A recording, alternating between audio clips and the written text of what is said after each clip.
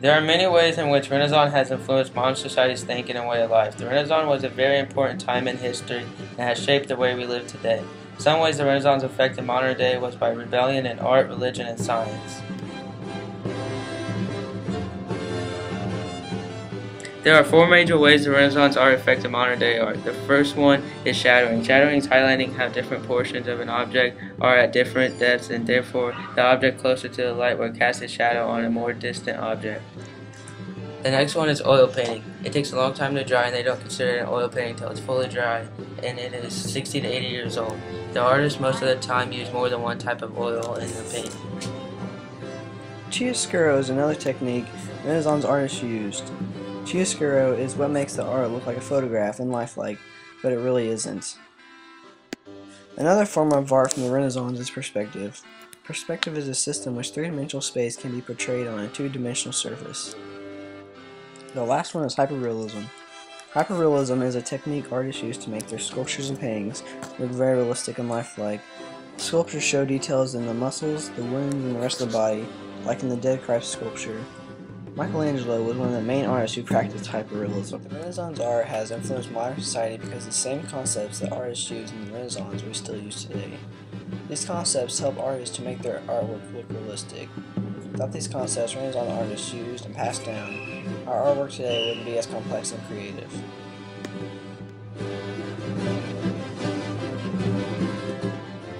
Religion has been important throughout history, and especially in the Renaissance period. Many people rebelled, hoping to make a change in religion. A good example of a person who rebelled would be Martin Luther.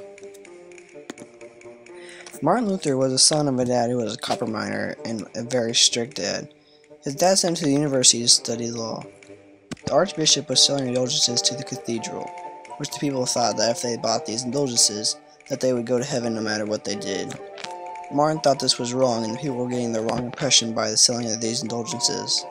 He stood up for what he thought and believed and rebelled against the church and was excommunicated and charged with being a non-believer and disobeying the church's orders. He was issued with the Edict of Worms with him rebelling and marked the beginning of the Reformation of the church. The protest was supposed to affect the Catholic Church, but it created more different churches instead. Another person that had an effect on religion in the Renaissance time was King Henry VIII. He thought the church had power over the country, so he rebelled against the church and started his own, so he got the power of the country. Religion in the Renaissance time has greatly affected modern day in the way our religious ways are today. Martin Luther rebelling led to the churches in modern time to have a wide variety of different religions and beliefs. Today's citizens can believe in whatever religion they want to believe in and have their own opinion. Citizens are not sold indulgence today to make them believe that they can buy their way into heaven and be saved. Also, King Henry VIII helped influence today because the church has no longer power over the country, so people don't go around making a church to try and get their own power.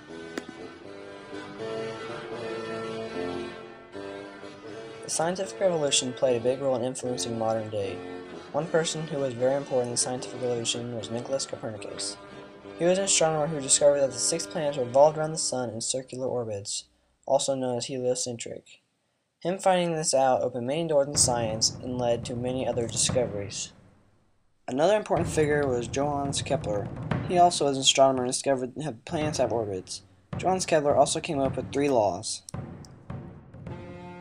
Kepler's first law was that each planet has an orbit around the sun, and that is called an eclipse. The sun's center is always located at one focus of the orbital ellipse. Kepler's second law was that the imaginary line joining a planet and the sun sweeps equal areas of space during equal time intervals as the planet orbits. Kepler's third law was the squares of the orbital period of the planets are directly proportional to the cubes of the semi-major axis of the orbits. These 3 laws were just the stepping stones into greater laws and discoveries that were made. The last great astronomer that we're going to mention is Galileo. Galileo introduced the practice of approving or disapproving scientific theory. These 2 people influenced modern day because if they hadn't discovered some of the things they did about our solar system, then we might not be anywhere close to advanced as we are today. We might not know half the things we do about the planets and their orbits. Someone else who was important in the scientific revolution was Andreas Vesalius. Andreas is the father of anatomy, and he is He also adopted the technique of lecturing, and he initiated the scientific revolution. The last person we are going to talk about who is a major part is William Harvey. William Harvey studied anatomy and was a prestigious doctor in England that worked on the theory that blood circulates around the body and reuses itself. Altogether, all the scientists during the Renaissance period all played a very important part in the scientific revolution. Whether the discoveries were big or small, they all contributed to influence in modern day in the way we see science and use it. So in conclusion, there are in fact many ways that the Renaissance has affected modern day. Rebellion in art, science, and religion have all helped form the way we live and how the world is around us. Without some of these key people in those categories, like Martin Luther, how he rebelled against the church because he didn't believe in what they were saying, to Nicholas Copernicus discovering that the planets circle the sun. All these people went their own way and tried something different and changed the future. We might not be as advanced or as far along as we are today if it wasn't for those people.